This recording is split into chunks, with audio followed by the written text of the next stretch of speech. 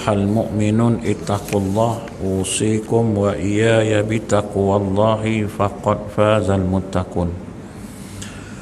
Subhanaka la ilma lana illa ma 'allamtana innaka antal alimul hakim. Rabbi shrah li sadri wa yassir li amri wahlul 'uqdatam min lisani yafqahu qawli. Rabbi yassir wa la tu'assir ya karim. Allahumma zakkirna ma nasina wa 'allimna ma jahilna. Allahumma zakkirna ma nasina wa 'allimna ma jahilna. Allahumma zakkirna ma nasina wa 'allimna ma jahilna. Tuan-tuan guru, para alim ulama, para asatizah muslimin dan muslimat, mudah-mudahan dirahmati Allah Subhanahu wa ta'ala insya-Allah. Pertamanya kita memanjatkan rasa syukur terhadap Allah Subhanahu wa ta'ala kerana dengan limpah kurnia dan inayahnya kita masih lagi diberi kesempatan, masih lagi diberi peluang, kelapangan waktu, kesihatan yang baik, sehingga kita sama-sama dapat melaksanakan tuntutan-tuntutan Allah Subhanahu wa ta'ala dan meninggalkan segala larangan-larangan Allah Subhanahu wa ta'ala insya-Allah. Insya-Allah malam ni kita menyambung lagi pengkongsian ilmu kita menggunakan kitab Al-Mawa'iz Al-Badi'ah dalam sabda Nabi sallallahu alaihi wasallam, bermula menuntut 5 perkara itu mustahil. Kalau kita nak 5 ni mustahil bagi kita lah. Apa dia? Bermula menuntut pengajaran daripada seteru itu mustahil. Kita nak belajar daripada musuh, ambil musuh ngajar kita, nak maunya tuan-tuan kan, dia musuh kita, betul pergi belajar dengan dia, kita pun menyampah kat dia, dia pun menyampah kat kita, betul pergi mengaji dengan dia kan, mana nak dapatnya tuan-tuan. Kok dia ngajar pun, ilmu pun bukannya ikhlas dia nak ngajar kita tu kan. Tuan-tuan ni bohongnya kita. Yang kita pun tahu apa nak bolehlah mengaji, sebab keberkatan tak ada menuntut ilmu. Justru itulah kata Nabi, bermula menuntut pengajaran daripada seteru itu mustahil bagi kita lah. Kita nak belajar dari musuh tu mustahil kan. Kemudian yang kedua, dan menuntut khidmat daripada orang yang jahil tu mustahil. Minta tolong kat orang yang jahil, orang yang tak tahu apa, payahlah kan. Minta tolong biasanya kat orang yang cerdik lah, tapi kita minta tolong kat orang yang jahil. Kita kereta rosak, minta tolong yang betulkan tu pun tak tahu, kereta pun dia tak tahu, tak pernah pakai kereta pun kan. Betul, minta tolong kat dia, dia apa yang dia tahunya. Dan kita pun tanya, boleh tak tolong tengokkan kereta? Tengok boleh lah, membaiki memang tak boleh kan. Ini memang dia tak pandai lah. Kita minta tolong kepada orang yang jahil tu perkara mustahil. Dia lagi teruk bodohnya dari kita, kita minta tolong dengan dia, dia tak tahu menahu pergi minta tolong, jahanam tuan-tuan kan. Minta tolong ni mestilah kat orang yang tahu, terutama yang tahu benda yang kita minta tolong. And kalau kita minta tolong nampak macam tahu pun tak boleh kak, dia mesti tahu. Tuan-tuan pergi kereta ni rosak, pergilah jumpa orang yang betul-betul pandai betulkan kereta lah, pergi pomen kereta lah, jangan pergi pomen motor. Tapi dia pomen juga ustaz, sama lah barang berenjin, dia pun ada spana tu, ada, memanglah dia ada, tapi dia bukan bidang tu tuan-tuan. Justru itu tuan-tuan, kadang-kadang dia tak jadi elok tapi jadi rosak, and dia tak nampak cantik lah. Kadang boleh gak buat tapi tak sempurna lah kan. Boleh lah macam orang tukang rumah lah kan. Kita minta tukang rumah kan, orang Melayu minta maaf cakap lah kan, orang Melayu ni dia tak mau kongsi tuan-tuan, dia tak mau kongsi rezeki kan. Semua dia nak kulluhum ajmain. Kalau boleh sebuah rumah tu semua dia nak buat, tak boleh lagu tu kan. Jadi tak cantik lah. Kita bagi-bagilah. Kau pandai tak pasang tile? Kau pandai tile. Meh, kita buat ada satu projek rumah ni. Dia suruh buat rumah dia kan. Lepas tu aku tak pandai lah tile tu. Kau pandai tak? Kau pandai. Jom, aku bagi projek kat kau. Aku sub kat kau lah. Ambil lah tu rezeki kau. Kau pandai apa? Kau pandai pasang ceiling tak? Plaster ceiling. Kau pakar plaster ceiling, kau pasang. Kau buat projek tu. Sebuah rumah ni sampai 5-6 orang yang buat dia. Part masing-masing, baru nampak rumah tu cantik kan. Sebab yang buat tu orang yang pakar dia. Ini kita semua kita nak buat. Ceiling pun kita, plaster pun kita, kan, tile pun kita. Lah kali rumah tu 3 minggu bocor. Dah bocor pula dah, baru 3 minggu. Dah bocor pula, baru 3 minggu. Dah tile pula tercabut. Kan? Dah retak sana. Sebab kita bukan expert semua. Ada bahagian masing-masing lah. Justru itu kita nak minta tolong ni biar kat orang yang betul-betul tahulah. Tu saya kata doktor pakar pun nak buat pembedahan bukan dia seorang bedah, tak. Pakar sarafnya, pakar bedahnya, pakar tulangnya, pakar biusnya, semua pakar-pakar tu lungguk mari. Aku ada satu patient ni nak buat operation lah kan. Berapa lama agak-agak anggaran kau nak bedah ni? Ambil masa dalam 6-7 jam lah. Pakar bius kata tak apa, aku bius dia bagi 7 jam setengah. Kok ada apa nanti masalah, adalah setengah jam lagi. Tu pakar bius kata. Itulah pakar-pakar dia kan. Cuba dia semua dia buat. Bius pun dia pakai bedah je, bukan pakai bius. Alah boleh kata dia kan. Kau cucuk je kan. Cucuk-cucuk tak bangun kawan tu. Dos terlebih. Mampus kawan tu kan. Biasa dah sedar dah ni. Dah dekat 12 jam dah tak sedar-sedar. Apa dia cucuk bius tu untuk 1 hari punya. Mampus kawan tu. Sebab itu doktor pakar pun dia meeting dulu, dia mesyuarat dulu tuan-tuan nak buat satu-satu kes. Justru itu kita nak minta tolong ni. Minta tolong kalau nak selamat, minta tolong ni kat orang yang tahulah, jangan minta tolong kat yang tak tahu. Jangan asal boleh minta tolong kita minta tolong. Sabarlah kan. Berhenti kereta tepi jalan tu, tengok ada orang macam rumput. Kan. Bang, sekejap. Boleh tak tolong tengok kereta? Dia tengah macam rumput. Kenapa bang? Tiba-tiba nak mati dia. Cus tak bang? Kita pun start. Ini sikit je ni. Tu ambil ada kayu-kayu. Kau nak buat apa kayu? Alat ketuk sikit je. Dia nak ngetuk. Kau agak bang, kan ketuk-ketuk luruh kereta aku. Kan? Ketuknya ketuk luruh habis.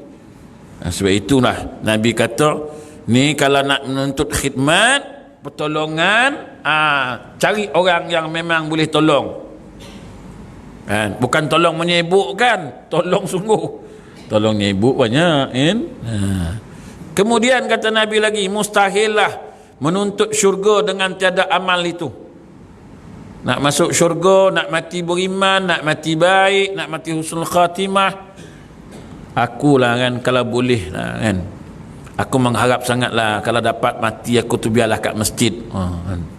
Tapi masjid tak pernah pergi. Mana aku harap-harap lah kalau boleh lah biarlah mati aku kat surau kan. Walaupun aku tak pernah datang surau, tapi aku harap dapatlah mati kat surau. Dapat tu dapat, tapi kata Syekh Mustafa Al-Adawi hafizahullah dalam kitab tafsir Ibnu Katsir, sahih tafsir Ibnu Katsir daripada cetakan Darul Rajab Khairul Masjid, dia kata apa? Annahu man asha ala syai'in mata alaihi wa man mata ala syai'in bu'itha alaihi. Ini ulama ada kan, sesungguhnya manusia yang menyibukkan dengan sesuatu perkara, dia akan mati dengan perkara yang dia sibuk tu. Contoh tuan-tuan ni hari-hari pergi masjid, tak pernah tinggal berjemaah kat masjid surau ni. Tiap-tiap waktu pergi. Ulang alik ke masjid, ada program masjid datang, ada mengaji datang, main berjemaah saya cerita nak. Kan? Tak mustahil kata ulama dia akan mati kat masjid kat surau tu juga. Mata alaihi. Kan? Kadang-kadang ada sangkut paut bila meninggal semalam. Misal malam dia tengah ambil wuduk, dia nak pergi masjid. Biasalah dia kata dia tu memang mana pernah sembahyang kat rumah, dia sembahyang kat masjid je. Lepas tu ambil wuduk semalam jatuh. Dia ngadu dah pening sebelum tu. Jatuh nak pergi masjid. Mesti ada kaitan dengan masjid. Lepas tu kita buat pelik pula. Aku pun heran lah apa amalan dia. Amalan dia memang amalan dia pergi masjid selalu. Duk pelik ustaz mati tengah mengajar. Memanglah dia memang ngajar hari-hari. And bila semalam tu jatuh motor, dia nak pergi mengajar semalam, naik motor, terjatuh meninggal. Bukan saya lah. Tuan-tuan. Tapi ada juga orang meninggal kat masjid walaupun tak pernah pergi masjid. Ada kadang-kadang tu. Tapi tak banyak lah kan. Ada lah. Semalam dia kata ada orang meninggal kat masjid. Bila? Malam tadi? Maghrib? Dah, tengah malam. Wih, tahajud ke? Tak, dia tengah ngambil duit tabung. Tahu dia kata, tiba-tiba dia tengah-tengah masuk tangan masuk dalam tabung tu, ngap, jatuh, meninggal. Pagi tu kita tengok dah tak ada nyawa dah. Untunglah dia mati kat masjid. Angguk kau. Dia mati curi duit bang kat masjid, bukan dia mati beramal kat masjid tu. Ya ada tuan-tuan kan. Jangan kata tak ada. Jadi nak mati nak masuk syurga, nak syurga tapi tak nak beramal, nak mati husnul khatimah tapi tak nak buat apa. Macam orang mengharap sihat tapi tak makan ubat. Harap sehat kan. Pergi doktor tak nak jumpa, ubat tak nak makan, pergi harap sehat. Mana nak jadi ke tu? Dia makan ubat. Tengoklah ubat apa dia makan pula. Adalah usaha dia makan ubat, ikhtiar kena ada. Jangan usaha je, ikhtiar tak ada. Ada orang usaha kuat, ikhtiar tak ada. Sakitnya lutut, makan ubat batuk. Mau elok. Dia makan ubat. Tak mau kat lutut dia tu. Ubat apa makan? Memang dia selalu beli ubat batuk je. Kau agak-agak bang ubat batuk. Ubat batuk dimakan, sakitnya lutut memang tak ada. Cari ubat sakit lutut lah. Usaha dah ada, ikhtiar dah ada, baru doa. Tak kat Tuhan. Ini tak, usaha tak ada, ikhtiar tak ada, nak masuk syurga. Dia pun cakap, tapi ustaz kena ingat, syurga tu milik Allah. Memang. Tapi Tuhan yang suruh, ni bukan saya suruh. Memang nak masuk syurga kan kenalah ada usaha, kena beramal lah. Pertama syarat nak masuk syurga ni, kita kena baik dengan Tuhan. Kita kena dekat dengan Tuhan. Bila kita dah dekat dengan Tuhan, senanglah minta kat Tuhan kan. Dah kamcing dengan Tuhan lah, close dengan Tuhan, senanglah minta, ya Allah bagilah aku masuk syurga kan. Tuhan kata masuk. Senanglah, dia macam orang baik lah. Dia kata kau kan, kalau kau dapat baik dengan si Fulan tu lah, confirm hidup kau senang kata. Misal dia tu macam-macam projek dia tu. Lepas tu dia tu kan senang bagilah, tapi kau kena baik lah dengan dia. Tu macam aku nak baik dengan dia? Kau kena usaha lah. Apa usahanya? Kena tahu lah. Kau belanjalah dia selalu kan, kau jumpa dia, ajak dia minum, ajak dia makan kan. Sesekali kau bawa dia jalan, nanti dia dah baik dengan kau, silap-silap projek dia pun dia bagi kat kau. Kena baik dululah dengan dia. Kita nak masuk syurga, kenalah baik dengan pemilik syurga. Siapa pemilik dia? Allah Ta'ala. Macam mana nak baik dengan Allah Ta'ala? Maka naklah kita bertaqarrub kepada Allah, hampirkan diri kepada Allah. Macam mana nak hampirkan diri? Maka Tuhan kata apa? Aku nak orang yang hampirkan diri ke aku ni ialah orang-orang yang bersih, baru boleh dekat dengan aku. Wa yuhibbul mutatahhirin. Pertama, kau nak dekat dengan aku, syarat dia mesti bersih, suci, jangan kotor-kotor. Baru betul. Habis macam mana nak bersihkan diri kita ni? Kata Tuhan, Nabi ibadi anni anal ghafurur rahim. Wahai Muhammad, katakan kepada hamba, sesungguhnya aku ni maha pengampun lagi maha mengasihani. Kita minta ampun ke Allah Ta'ala, Allah Ta'ala dah offer. Bila kita dah minta ampun, kita pun dah bersih. Tuhan kata, mai dekat dengan aku. Bila dah dapat dekat dengan Tuhan, mintalah dengan Tuhan nak masuk syurga. Kan? Tapi kena banyaklah istighfar, minta ampun pada Allah Ta'ala. Ini kadang semayang pun ada sombongnya lagi. Macam mana? Macam mana Tuhan nak dekat dengan kita? Kan? Syarat nak dekat kena bersih. Tengok, Tuhan tunjukkan Nabi Muhammad sebagai contoh teladan. Kan? Nabi Muhammad bukan bagi contoh, dia jadi contoh. Kita ni banyak bagi contoh, jadi contoh belum. Banyaknya bagi contoh lah, kan? Kita bagi contoh ke anak-anak kita, tapi bukan kita jadi contoh. Bagi je contoh. Lain tuan-tuan, bagi contoh dengan jadi contoh lain. Cakap dengan anak, kau tengok anak Haji tu, 5 orang anak dia, mana dia merokok? Kau merokok je, semua merokok. Kan? Anak pun kata, dah abah merokok. Habis tu abah merokok betul? Dah abah jadi contoh kita orang. Kita abah merokok, kita merokok. Yang kau contoh benda tak baik buat apa? Dah abah tunjuk. Kita hari ni banyak beri contoh, jadi contoh tak ada. Cuba kita jadi contoh. Kau tengok bini dia tu, mana dia menjawab cakap laki dia, elok je, taat. Iyalah, tengok dan laki dia, kan, kita bagi contoh. Kau tengok bini dia tak cangkar menjawab. Dan macam mana tak jawab, bang? Abang tak jadi contoh kat saya.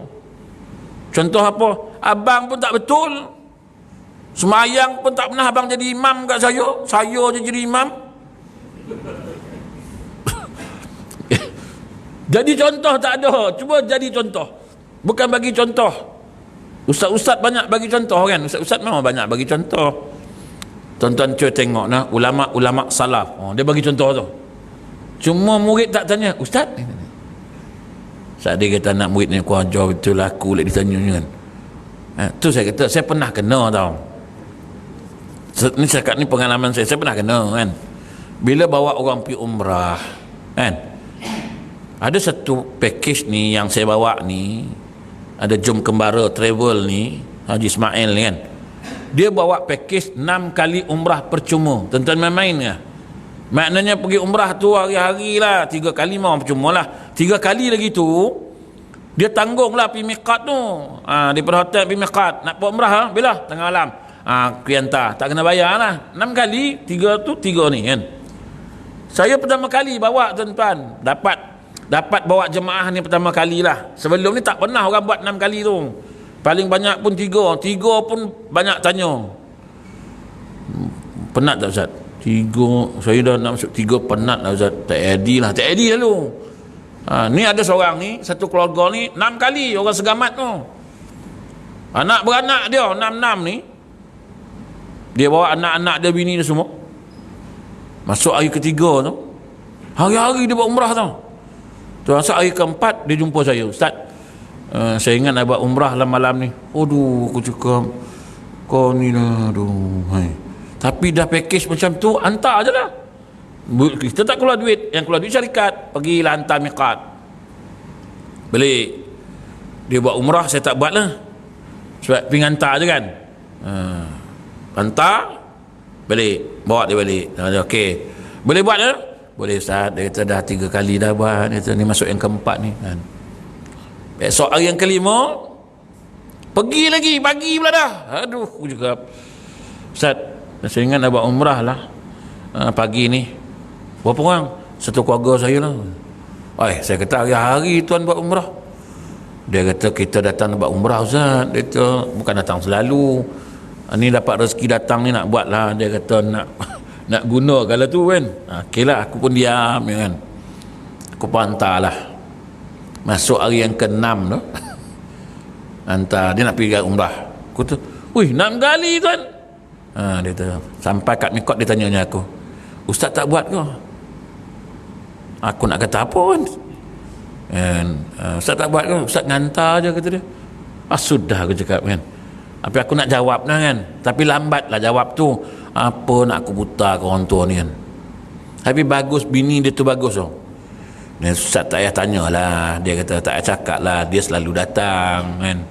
Dia nak buat bila-bila boleh. Dalam hati aku memang selalu, tapi tak nak buat kan.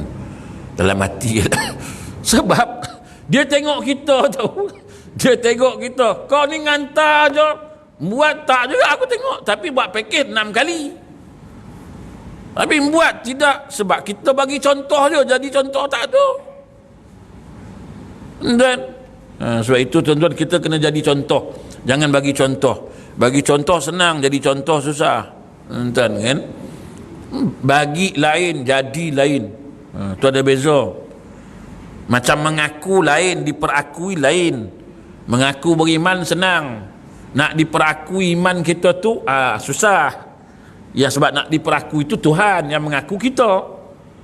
Kok Tuhan tak perakui kita punya iman tu, ni dia apa? Jadi tuan-tuan, nuntut syurga ni kalau tak ada amal lah, payahlah. Kenalah beramal kan. Bersihkan diri kan, barulah kita dapat. Sebab dengan hati bersih ni, insya-Allah bila hati kita bersih kita terhindar dari perkara-perkara keji dan maksiat, mudahlah kita nak masuk syurga Allah.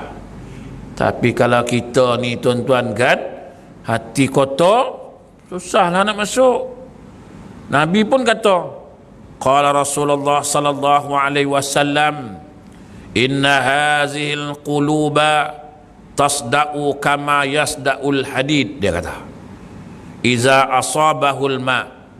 Nabi kata, inna hazihil quluba, sesungguhnya hati ini, dia kata, tasda'u, berkarat, kama yasda'ul hadid, seperti mana berkaratnya besi, asabahul ma, apabila ditimpa air.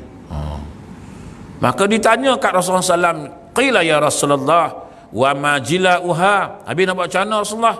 Macam mana nak bersihkan dia? Kata Nabi, kasratu zikril maut wa tilawatil Quran. Ingat mati, banyak baca Quran. Tu ubat nak bersihkan hati. Kita mati pun kita lupa macam mana. Jadi tuan-tuan, mustahil lah kalau nak syurga tak beramal. Memang syurga tu milik Allah, tapi Nabi kata beramal lah, beramal yang baik. Mudah-mudahan dengan amal soleh kita tu akan dimasukkan kita ke dalam syurga Allah. Baik. Yang kelima, menuntut sempurna dari perempuan itu mustahil. Tak ada. Tuan-tuan nak cari perempuan yang sempurna, perfect, 100%, jangan mimpi. Orang perempuan nak cari laki-laki yang perfect, jangan mengigau.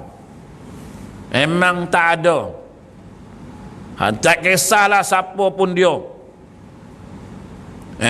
Ustaz ngaji agama ni perfect, bawa bertenang dulu. Nanti dulu ustaz pun orang.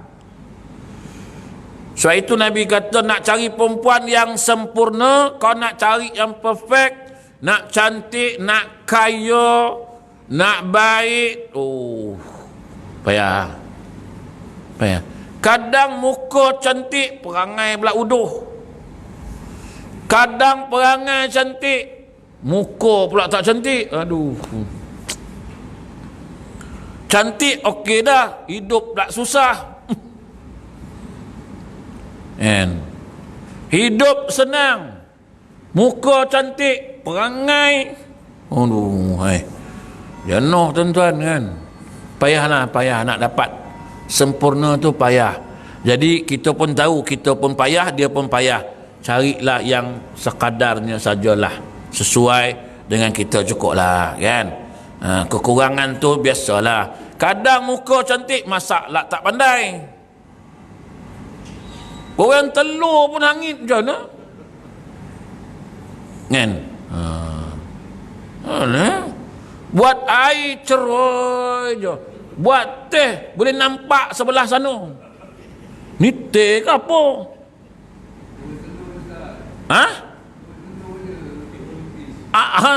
Kadang tu lah buat kalau tak buat teh tu bagi nipis no, kelat pula dah. Nak apa macam mana? Nak macam mana nak buat? Tak bolehlah kita marah dia sebab dia memang tak sempurna. Tak apalah, buat suruh teh cerai, kita pun ambil teh, ambil susu bubuh. Lain kali buat teh macam ni. Lepas tu dia kata, pandai pun buat, lepas ni awak buat lah. Ambil kau. Tapi lah kadang-kadang orang lelaki lagi pandai buat teh ni kan. Orang lelaki, jangan cakap orang lelaki tak pandai masak apa semua kan. Kadang orang lelaki ni cuma malas je. Kalau dia buat teh, kalah perempuan kan. Teh potong kaki punya.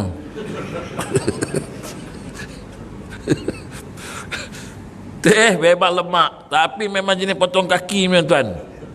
Ada satu tim saya tu, kalau buat teh suruh dia lah, tapi dia punya teh tuan-tuan, doktor yang minum pun dia tu siapa buat ni?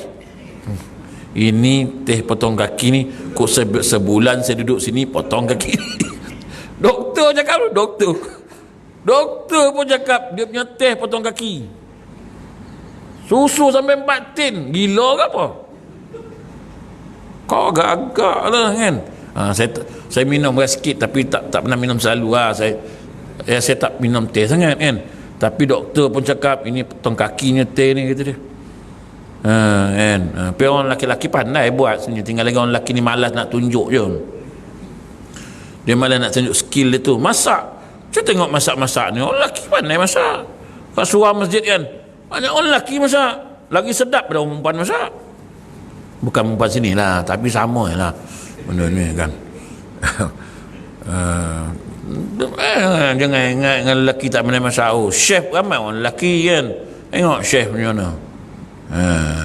Tapi sekarang ni orang perempuan pun macam teh bau teh canai. Dulu tak pernah nampak orang perempuan teh bau teh canai tu. Sekarang orang perempuan teh bau teh canai lamba dia kan. Kita pun nak menung tengok dia. Pandai pula dia neba ni kan. Kono lah dia neba tu. Lepas tu lah lambut pula tu. Dia neba tu kan. Orang perempuan bukan hebat juga orang perempuan ni, masak apa semua pandai lah. Boleh lah, kan tak boleh kan. Tapi nak cari yang sempurna tu, dia kata tadi, nak cari sempurna susah lah. Kadang lawa masak tak pandai kan. Kadang masak pandai, muka lah tak lawa kan. Tengok muka, aduh kan. Tapi masak sedap dia. Masak sedap, buat air sedap, tapi muka, selektang muka je. Maksud dia macam tak apa nak siap. Contohlah kan. Jadi kita macam kalau jenis aku kuat makan, boleh ambil dia ni. Tapi kalau aku jenis tak kuat makan, tak boleh ambil dia, nyanyi kan. Gitu lah. Tengoklah kadang-kadang kan. Tapi lah, nak cari sempurna tu payahlah. Kita pun laki-laki pun payahlah. Nak dapat sempurna tu payah, bukan senang kan. Jadi kita kena terimalah kekurangan dia tu. Dia pun kena terimalah kekurangan kita tu kan. Dia kena terimalah. Kekurangan dia pun kita boleh terima, kekurangan kita pun dia boleh terima. Cantik lah. Pernikahan settle lah kan. Dia tinggi, lawa kan, kita gemuk, pendek. Alamak, kita lah yang tengok, aduh tak kena langsung. Apa tak kena? Bini tinggi, laki pendek, di mana ni kan? Kok naik motor tak nampak siapa bawa motor ni kan. Macam mana kan. Mana?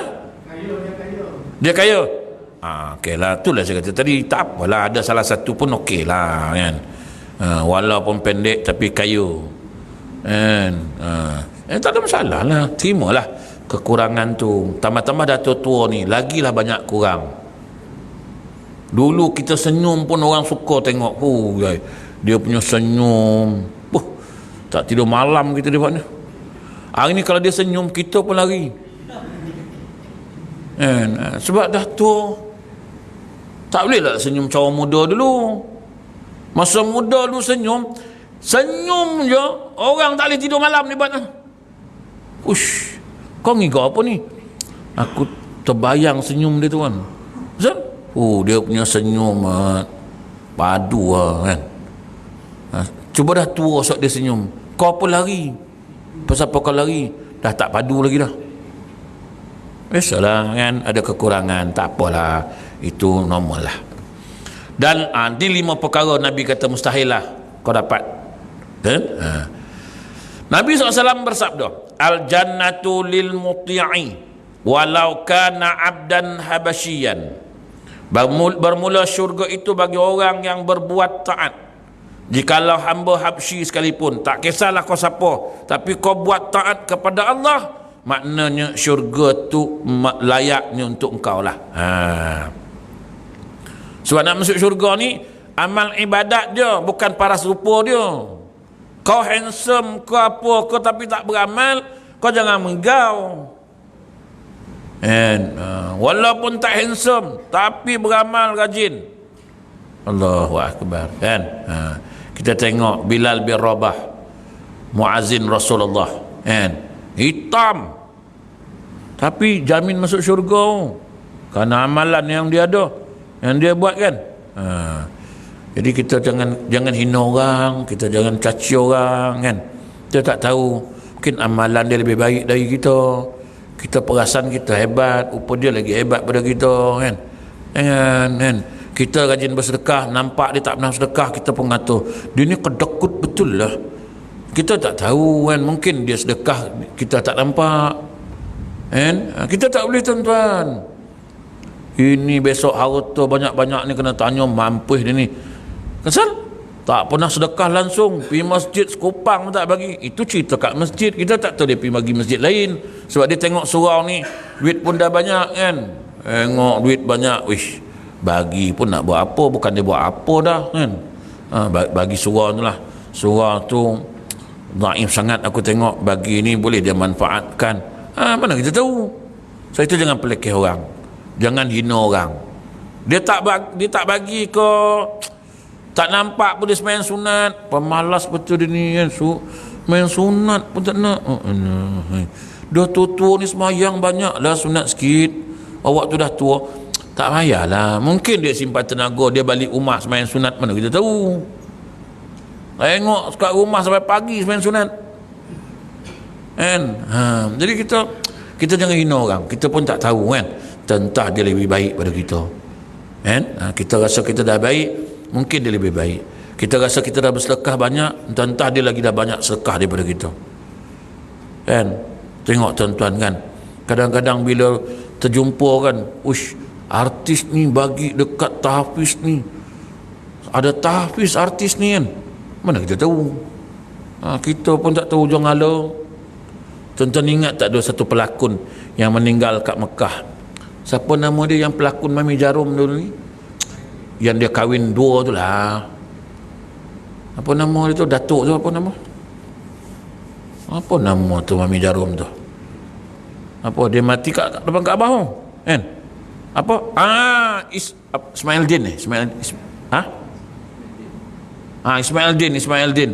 Tuan-tuan tengok, Allah Ta'ala pilih dia mati depan Kaabah tu.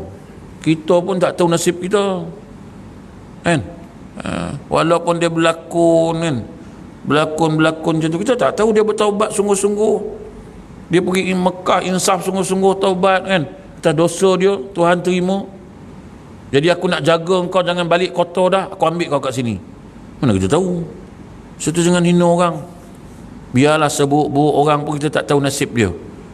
Tentang nanti dia mendapat hidayah pergi Mekah dia, Kita pun kata tak payah pergi Mekah lah, muka macam kau ni.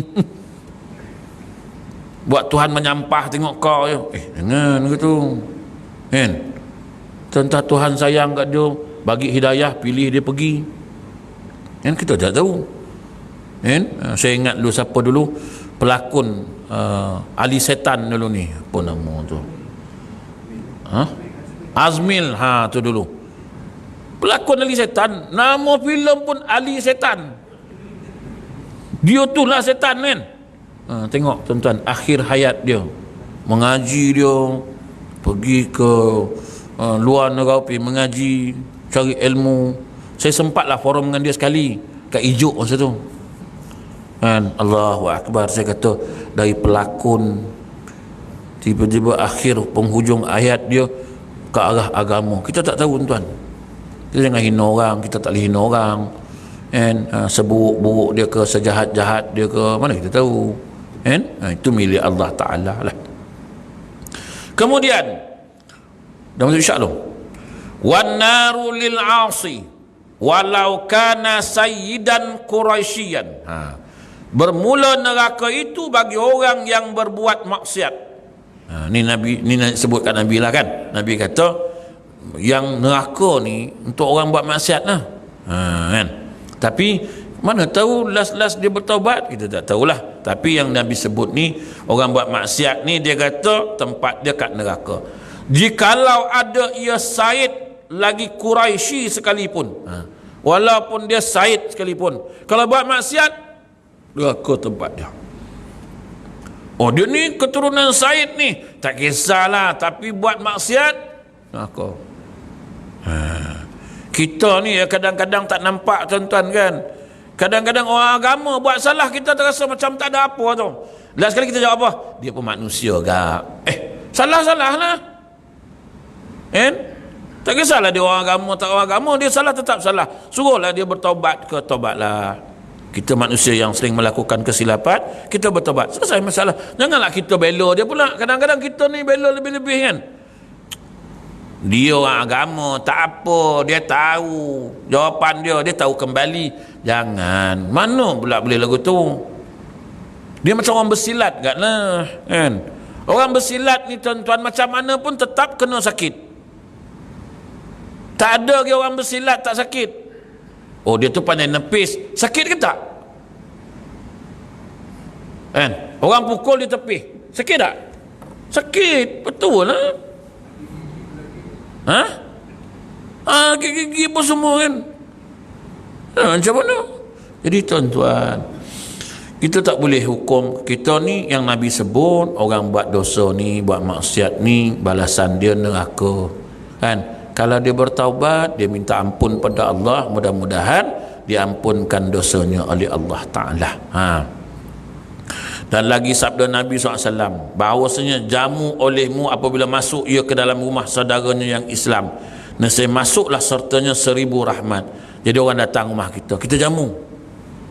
Kan? Orang datang daripada jauh-jauh, cepat-cepat keluarkan air dulu. Biarlah air mineral ke, air kosong ke.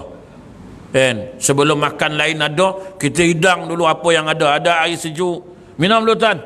Haus ni datang daripada jauh, minum dulu. Keluar air batu ke apa ke. Alamak, air batu. Susahnya dia ni, kedekut nak mampus. Kan? Dah, kita jamu dulu. Minum dulu tanah, minum dah. Lepas minum sekarang, habis je minum tu dia kambing bakar keluar. Ayam golek. Azan dulu tuan.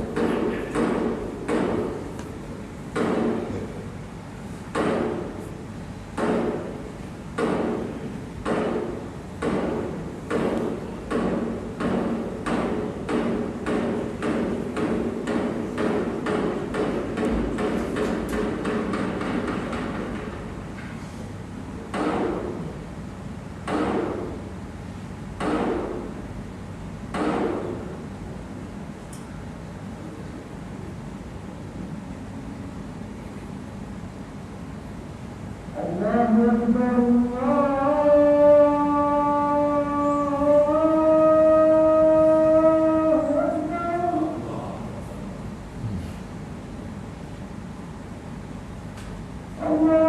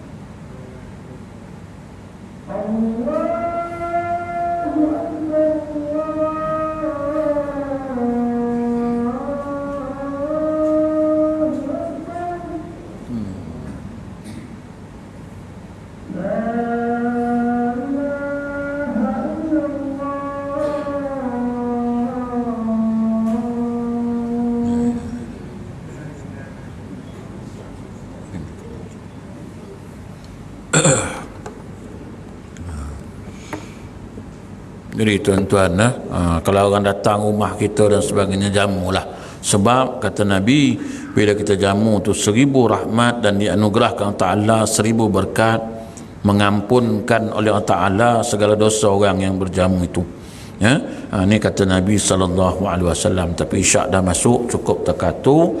InsyaAllah kita sambung lagi di tahun akan datang, insyaAllah. Sebab malam tak boleh lama-lama bola tuan-tuan. Bola tuan-tuan mungkin tak pergi Padang, tapi tengok TV ada saya langsung ke? Ada kan? Saya sokong JDT. Saya nak sokong negeri tak pandai main. Nak sokong Selangor tak main kan? Sokonglah JDT. Kan? Tu yang kena balik tengok cepat tu. Menang kalah tu cerita lain. Orang tanya saya, Ustaz sokong mana Ustaz? Saya kata tengoklah siapa menang, saya sokonglah. Cukup dekat tu, insyaAllah kita jumpa lagi. Dan sebelum tu macam biasalah, siapa nak ubat mata, penawar mata, air zam-zam kan? Tuan-tuan ni selalu tengok TV, tengok laptop, tengok komputer, tengok telefon, mata pun dah rosak habis. Bolehlah guna air zam-zam tu untuk basuh mata, dan juga krim-krim gatal semua ada. Wallahu a'lam. A'udzubillahi minasyaitonir rajim. Bismillahirrahmanirrahim. Zakiran syakiran zabilahin wa akran bitaqin min afiyah. Wa sallallahu alaihi wasallam. Alhamdulillahirabbil alamin. Assalamualaikum warahmatullahi wabarakatuh.